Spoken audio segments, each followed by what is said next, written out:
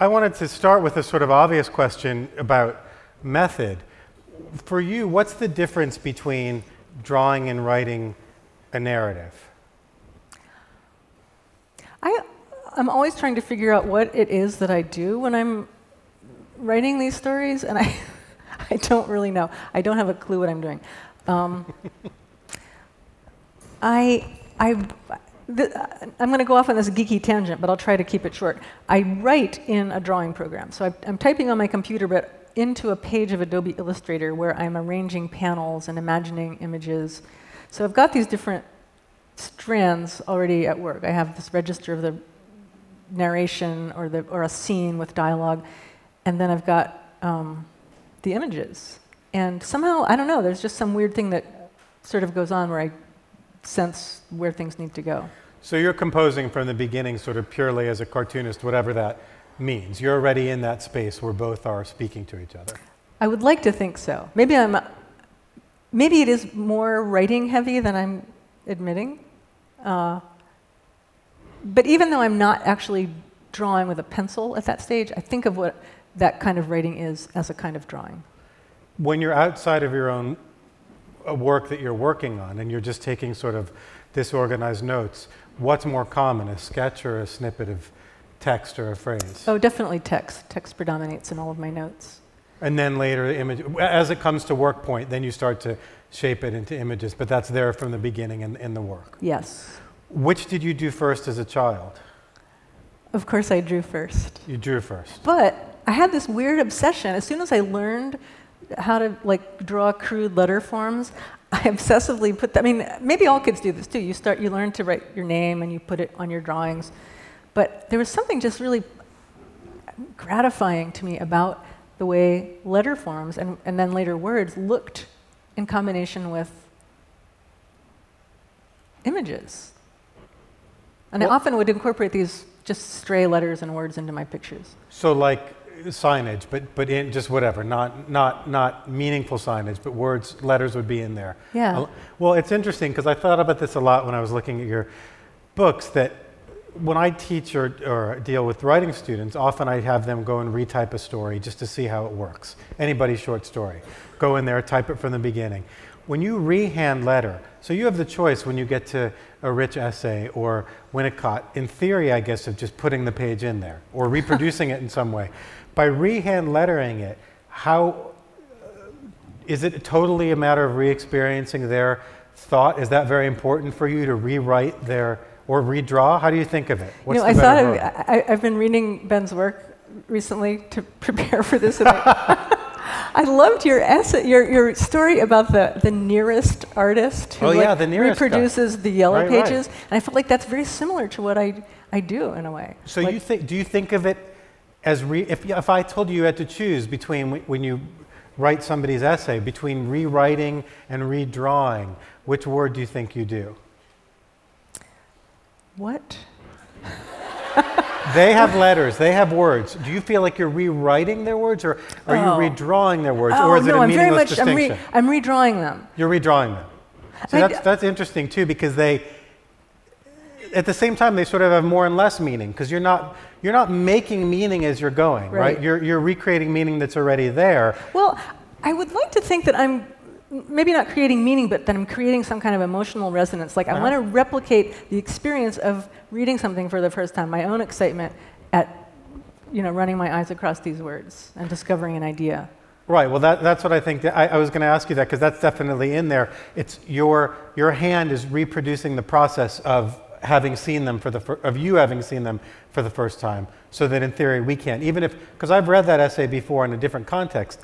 But it's very different when it's in your work, not just because of what's around it, but actually because you redrew it. It's almost, it's like it's a sketch of it in a strange way. It had a very weird effect, just that, probably you do that a lot because you're obsessed with letters, as I've learned in the last 90 seconds. I'm going to get to work on the Yellow Pages. Start it. Yeah, there are no Yellow Pages anymore.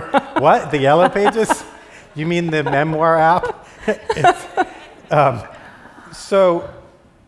Yeah, at one point in this book, you say, I forget the exact wording, but you say you're more in the moment when you're not in the moment, and you say in that regard you're like your mother. I think it's about reflection or pulling yourself a little bit back from experience, taking some measure of distance. And this is also a theme.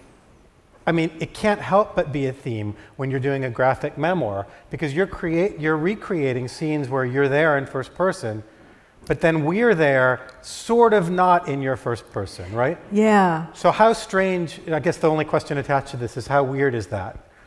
For you, I mean. It is weird. I mean, technically, if I'm writing about my own experiences, I should be drawing them from a first-person perspective, so you're like seeing like a first-person shooter image of what I'm seeing, but that gets very old very quickly in a comic.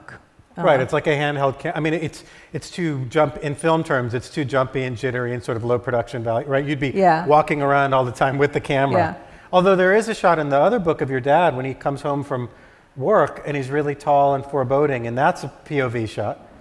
So you're doing, but mostly it's for us to see you, the character, largely, right?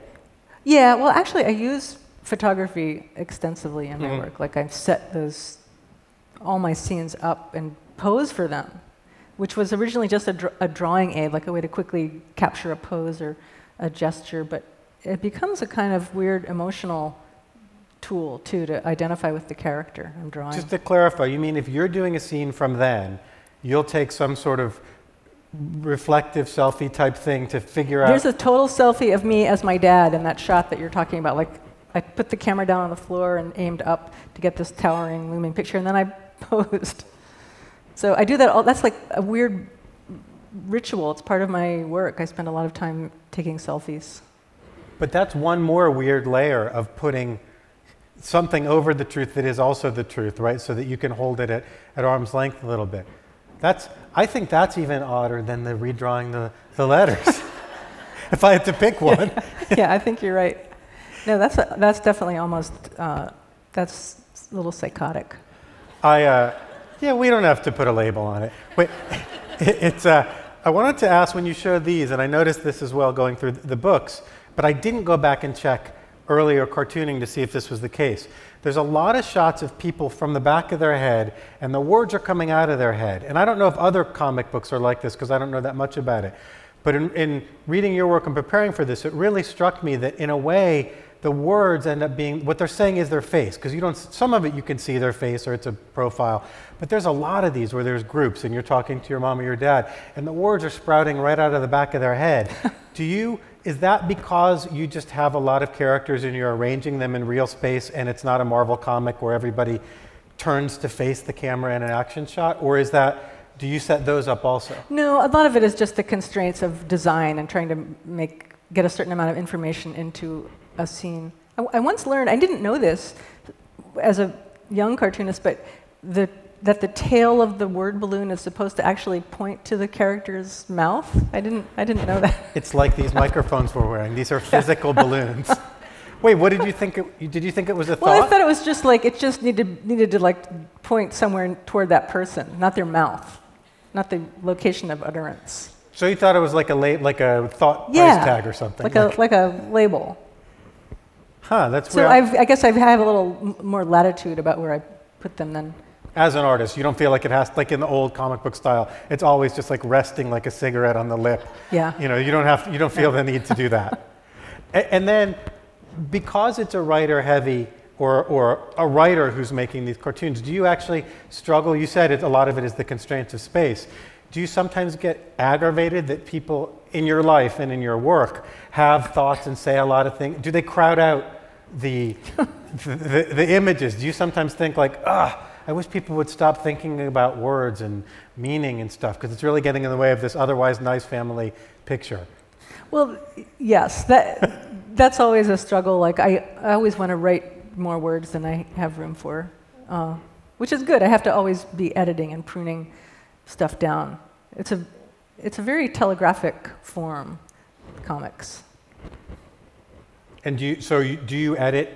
You said you work in a writing program, in a drawing program, but do you often have to compress the text way down like you are sending me a telegram or something? Does that happens a lot? Yes, and by the time I actually start doing the drawing, I find ways that I can reduce the text even further by getting some of that exposition into the image.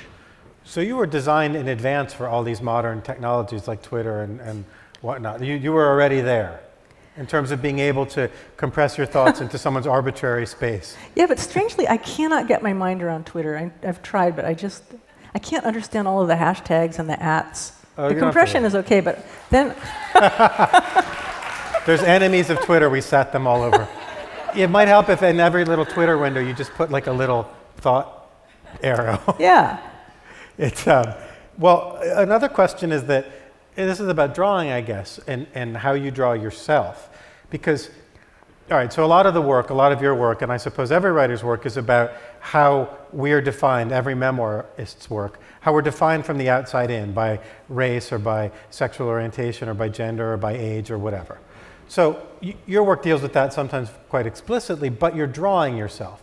When it came time, the first time, I'm talking about way back in your career, to start to draw yourself as a character at any age, in any form, did you really struggle with it, or was it something that you sort of accepted as part of the convention of what you were doing? Did you experiment a lot before you decided who you were as a character? Because it's not just words, you're making a lot of other choices. You know, I actually had this very bizarre thing as a drawer where I could not really draw women for a very long time. As a kid, I only drew men and boys. And that didn't strike me as at all strange. I mean, I grew up in the 60s when the only people doing anything interesting or fun were men and boys. So, you know, or I didn't want to be Dennis the Menace's mother. I wasn't interested in drawing that. But when I came out as a lesbian in college, I suddenly realized this is really weird. What is my problem? Why am I not drawing women? And so I forced myself to start drawing women. And at first, they all came out very masculine looking, with sort of little vestigial breasts. And I just kept doing it. I just kept working at it, and eventually I got better at it. And I hadn't yet tried to draw myself, but I was starting to draw pictures of lesbians. I was starting to draw like my comic strip dykes to watch out for. Thank you. Which I did because I wasn't seeing images of women who looked like me and my friends in the world, and I felt this tremendous desire to have that reflection. So I started drawing these like dykes, and then eventually I drew myself as one of them. If I was going to do a Venn diagram, it sounded like the people who like to watch out for are the same people that hate Twitter. I think so. Was it the same people or just seated in the air? But it's strange because one of the other, I can't remember if this was a writer in this series, but this person, I don't think it was, but this person was saying when you write a memoir, just words, not a drawn memoir, you can erase a lot of the traces of yourself in sort of productive ways because the words are the common language and you can have a thought, have a sentence, have an insight. And until you provide the context, people don't know if you're a 29-year-old gay woman writing it or a 75-year-old white man who's the president of a corporation. Corporations have presidents, CEO of a corporation. I guess I don't know. I'm a writer. I don't know anything about this stuff. But so in the drawing, though, as you say, from pretty early on, you're grappling with a whole other set of signs by which people are reading you. And I always thought it was strange in comics traditionally.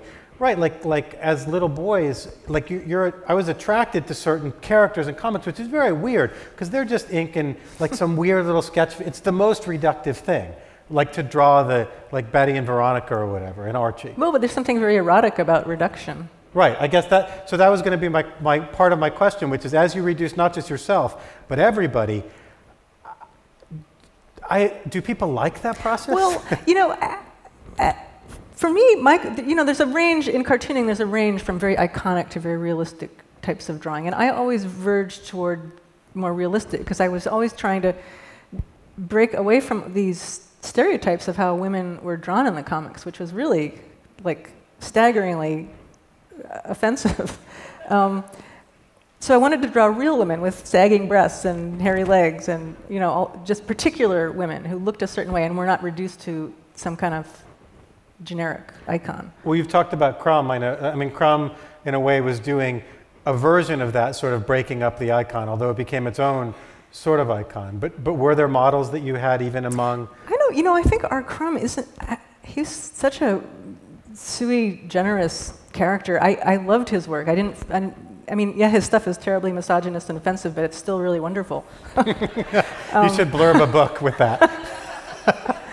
But his women characters are particular women. They're not, right. you know, No, they're very sexualized, but they're also real subjects, you know?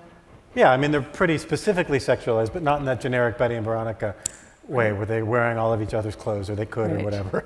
It's, well, it's, so I wanted to ask about Winnicott and ask about the particularity of it. So you set him up in a way, and you said this in your introduction, as a kind of ideal parent. He has these theories, they really resonate with you, they're fascinating on an intellectual level, and also they make sense emotionally. He's over here. Then you have real parents. And real parents are nowhere near as programmatic or kind of idea-centric in a sense, because they're always dealing with this ever-shifting ground of annoying children. And you know, not just you, I'm not suggesting you're annoying, but all children. And so in a way, and then you, as you point out, Winnicott did not have children, but he worked with children. So was there a way in which it made you more sympathetic, less sympathetic, as that tension happened between sort of the ideal and the real? Not just in the books, but as you thought back through how your parents parented you and how you emerged from that, what was that kind of struggle like? Or did you understand that they were two entirely different kinds of projects? You know, I feel like my parents both wanted to be writers, and they each in their own way transmitted to me this command: do not have children. You must be an artist. You can't be both at once. And so I did that. I can't imagine having children. I don't know how people get anything done with children. We ignore them.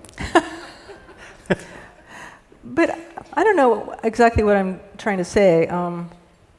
I feel like some people have to not have children so they can think about what it means to have children. I don't know. Well, I think it's true. It's a variation of that principle of stepping back from something so that you can understand it better. But also, there's another dimension too, which is creative parentage. And really, any artist who makes any work, that's both your child and your parent in a weird way. Because all of the things that, you know, comforting you and containing you and all of those things, you don't do that for the work. The work does that for you, and yet you created it. So do you think of that, as you've read Winnicott, are there parenting strategies and things, since you have no people children, but you have work children, do you think of them that way or not really? Are they friends? I do. I feel sort of pathetic about it, but I do think of my work that way. It's like clinging to some like shred of posterity. But you know, I do feel like I developed some empathy and compassion for my parents and their erratic parenting techniques because of, you know, they were creative people who had other things they wanted to be doing, and that's okay. You know, I think in a way, my book about my mother is sort of complaining that she didn't pay more attention to me, but she demonstrated so wonderfully how to pursue one's own creative life. Like, that was a much more useful gift to me than any kind of immediate attention. I have one more question, then a lightning round, and then we'll get to audience questions. And the question is utterly off topic, but it's about being on the panel for the dictionary. Oh, so how did that happen? Tell people about it. What the hell happened there? That seems weird and great. How did you end up helping to create our language's dictionary? I am on the usage panel of the American Heritage Dictionary, which is my greatest achievement in life. You know, I think it happened after my book Fun Home came out, and I don't really know, but my publisher is the same publisher as the American Heritage Dictionary, and I think like there was a passage in my book Fun Home about a dictionary definition from the American Heritage of the word 86th. I talked about being 86th from a club, and I copied in this obsessive, you know, way that I recreate text. I copied the American Heritage Dictionary. I think that might have been what got me in. But also, they scrutinized that entry and found later that the etymology wasn't exactly right. So you weren't wrong. They were wrong. The one that you excerpted, they had done it wrong. Well, they decided they were wrong. Did they have you rewrite the whole dictionary by hand, or that? That didn't have to happen. I'm working on it. And so as part of this job, what do you have to do? You go and find new words and decide if they're good enough to get in our language? It's really awesome. Once a year, I get a ballot, and they send you these funny sentences and ask you about whether a word is used okay or not, or how you would pronounce it. It's really fun. That's excellent. And then you and all the people like you then decide proper usage. Yeah. All right. So if we need to know, we can just contact you directly rather than wait for this whole inefficient voting democracy process. Sure. One thing I'm focused on right now is trying to use the word their or they as like a gender-neutral pronoun. Oh, do you mean to figure out whether that's doable without making unwieldy constructions, or you want them to just put that in? Just to say that's okay, to say it's acceptable usage. To say their book. Yes. Rather than his or her book or whatever. Right. All right, we could vote. I think we can pass that.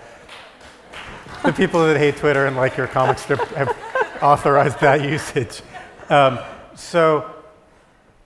right, so will you consent? I have to ask authors about this, but will you consent to a quick lightning round? They can be very short answers, or if you don't like the question, you can say pass, or you can turn angrily in the other direction, or whatever you want to do to demonstrate disfavor. I'll try. Okay. All right. They're not that hard questions. All right.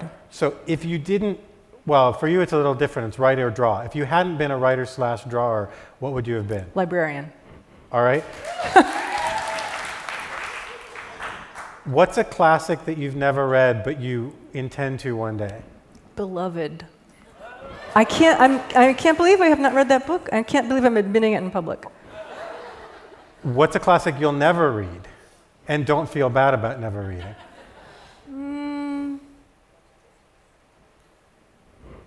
Oh, gosh. I don't know. Sentimental Education. I tried that once and I just couldn't get very far. But you tried. That's kind of like reading, trying. It's not like you said, I'm not going to try that book.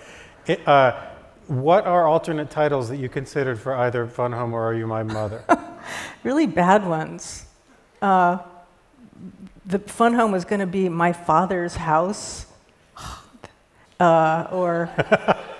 With the exasperated sigh at the end? The book about my mother, actually for a long time I just called the book about my father the Dad book. That's a pretty good title, I think. But the book about my mom, for a long time was called Love Life. Before I really knew it was going to be about my mother. It was going to be about relationships in general.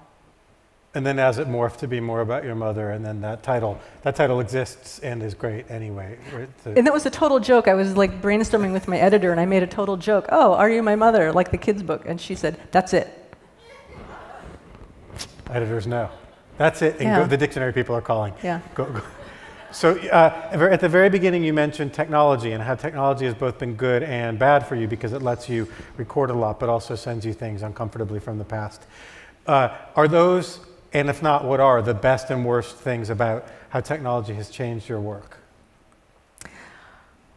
The best thing is, the most amazing thing about technology for me has been Google image search, being able to find what anything looks like with the click of a mouse anywhere in the universe. And my work has become much more detailed as a result of this, because in the old days I would just have to imagine what a certain model of car or some particular thing looked like, but now I can know exactly what it looks like. So that's been amazing, but also that is incredibly laborious and time-consuming and leads me constantly down ridiculous rabbit holes of looking up thousands of 1968 Volkswagens. So it's sort of a wash maybe in the end. But that's the tension point, is research and verisimilitude. That's where you get drawn in, because you like it and you hate what it does. Yes. It's when I first was reading Fun Home, it's an interesting part of that book because nobody really a child doesn't remember those things except in sort of pieces and fragments. Yeah. And yet there are ways in which as an artist you obviously want to make good on it, right, on that kind of fireplace or whatever it is. So people will trust the rest of your narrative. Right, but subjectively both trust and distrust the narrative. But yeah, it's interesting because So you do. I was going to ask that separately, but I forgot. But you research. If there's a car, for the most part, you'll go look at it, or shoes, or pants, or something. Yeah. And then you compare it to photos in your own, like. Yeah. To see. Yeah. All right, excellent. Well, you passed the lightning round with no problem. It was the easiest lightning round yet. No one's balked at it, but some people squirm a little bit and stuff. So, okay, so questions from the audience. Microphones are out and circulating, is that correct? Yep. We can start usually at this end and then we'll move down. So put your hands up and the microphone will come to you. Hello. I just wanted to know if you were working on another book, and if so, what it's about.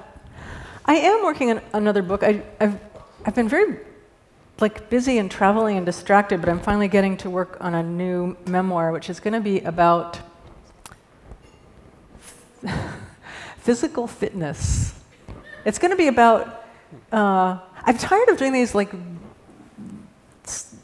scathing family memoirs. It's exhausting. It's exhausting, and my family's pissed off at me. So I'm going to give everyone a break, and I want to do something sort of light. I miss doing the humor of my comic strip. I feel like I've been getting darker and more gloomy.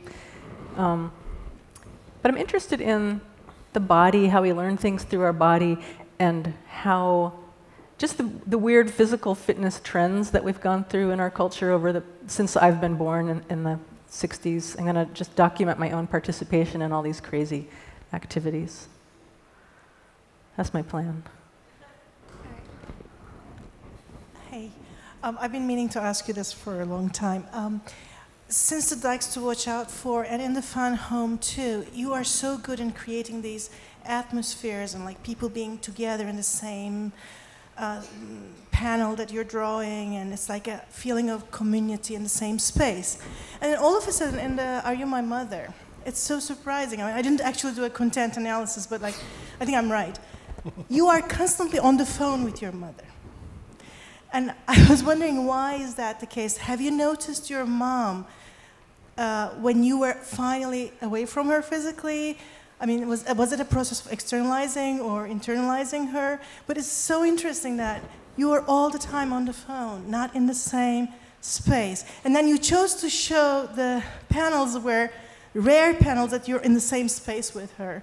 So, I mean, I don't know, have you ever thought about this, or is this something that... I was recently, on Mother's Day, I was noticing everybody's Facebook posts of their pictures of them with their mothers, and I thought, oh, that's a nice idea. Let me put up a picture of me and my mom. I don't have any. We weren't really together that much. I mean, she lived very far away from me, so I did talk to her every day, and so that's why I'm always on the phone, because that constituted our relationship. I think that's very kind of typical for a lot of us who's, we don't live close to our parents. We can go over here and then go back over there. So. Heterosexual daughters have trouble with their moms when they're teenagers. Do you think that your awareness of yourself as a lesbian as a teenager had increased problems with your mom? Well, I wasn't aware as a teenager. I didn't have a clue. Like in that whole scene where I was fighting, I didn't figure it out till I was 19. There were so many bizarre gender dynamics going on in my family. It's like we were like some kind of our own case book. I'm my gay dad, or at least bisexual, my kind of fag hag mother, the closeted lesbian daughter. I don't know how any of us survived, and some of us didn't. But it was very, just a lot of weird stuff going on. I wasn't really aware of, I didn't have the normal kind of dynamic you would with your mother, that sexually competitive dynamic, but I was competitive with her in other ways, But none of us knew what was going on. The middle. You mentioned Winnicott, and he has a very important essay called The Good Enough Mother, okay? Yeah. In light of what you're talking about now, was your mother a good enough mother? Yes, my mother was absolutely good enough. In the first chapter of my book is called The Ordinary Devoted Mother, which is kind of connected to his idea. The good enough mother is ordinary, because most people are good enough mothers, and devoted. Like, they have this ability to connect intimately with the baby for just enough time so that it doesn't go crazy. And I feel like in my case, my mother was distracted. She had other things pulling on her that took her away from me at some kind of vital stage of my ego development, but not so much that I am, like, irreparably damaged. So I think she was definitely good enough. Any people over there? Don't lose your chance, left-hand side of the room.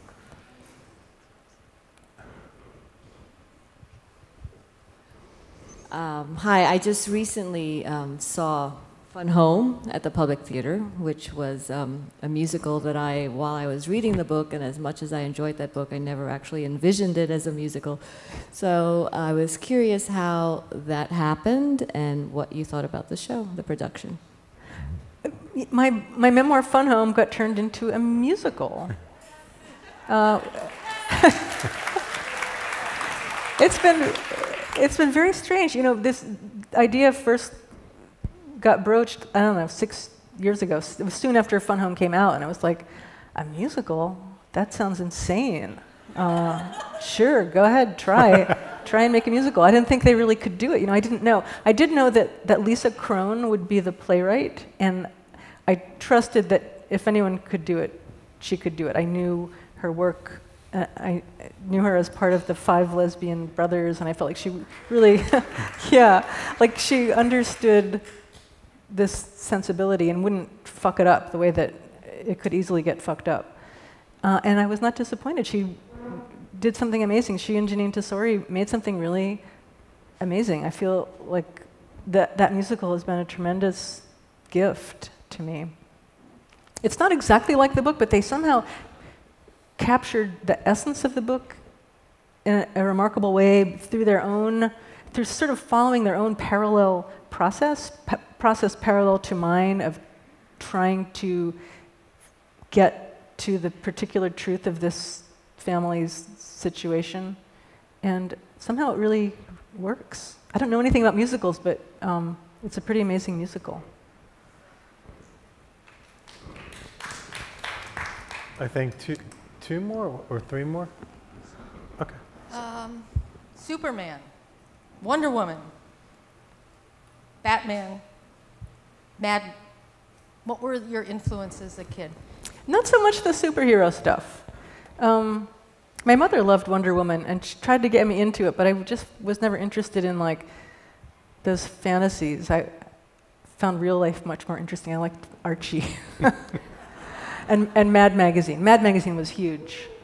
Yeah, Edward Gorey was a big influence. I was lucky enough to have some children's books that he illustrated. Before I saw his stuff for adults, I saw these wonderful, he illustrated some John Ciardi poetry books that were really wonderful. Those are my influences. Okay.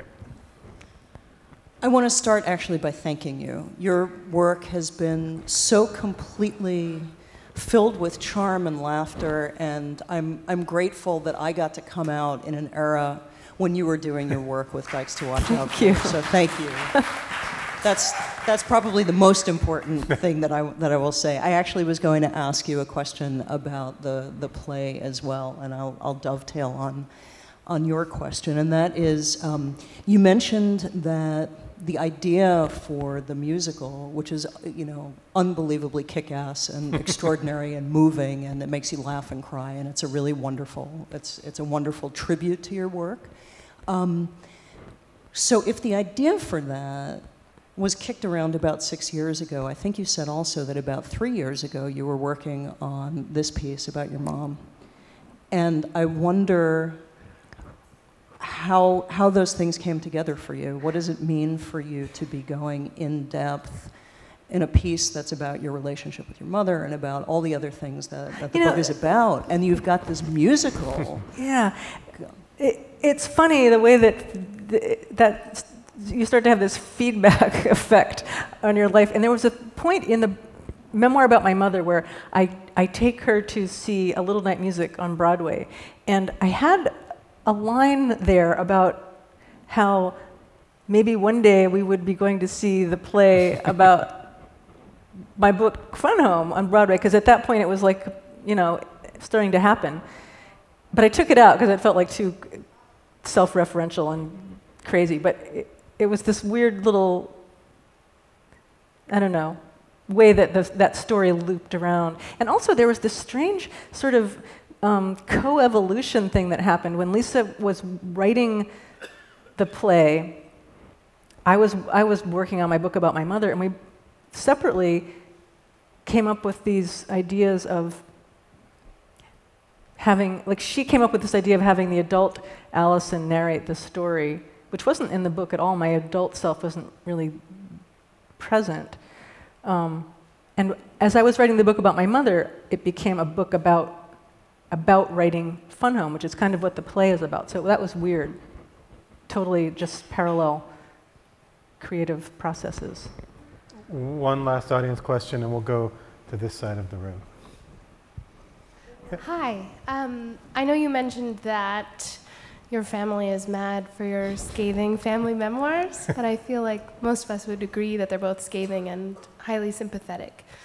And my question is whether or not you feel like the act of sort of recreating your family or representing them made you more compassionate towards their experiences as individuals? I think so. I mean, at least it makes me interested in them because it's my work.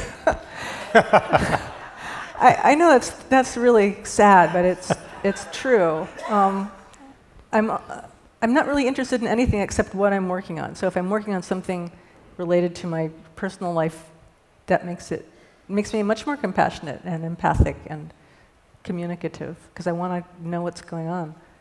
So that's my stunted emotional answer. Well, the last thing I want to say, I guess, before we wrap up, and this is to echo that woman's thanking you for doing this work, is that I read lots of books for this and for normal life, and it's very rare that there are works that make ideas genuinely compelling. I mean, obviously memoir and people's lives are compelling, and that's half of this. But the other half, and in your work, they're identical in some ways, is to really give people guideposts for ideas and let people work through these ideas as you work through them, which is, I think, very rare. I mean, not that to say that good memoirs aren't also, but that makes it even rare among rare things. So on behalf of, I don't know, people that like ideas or something, thank you for that. Thank you, Ben. And I want to thank everybody for coming. Thank you.